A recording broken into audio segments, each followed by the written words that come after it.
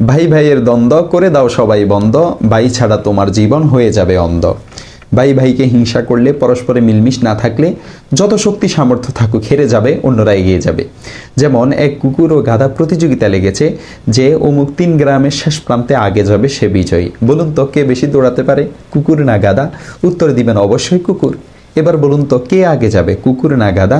আসলে যদিও গাধা পরে যাওয়ার কথা এবং কুকুর আগে যাওয়ার কথা, কিন্তু গাধাই আগে যাবে এবং কুকুর পরে যাবে। কারণ কুকুর নিজ এলাকা ত্যাগ করলেই তার জাতীয় ভাই কুকুর যেতে বাধা দিবে।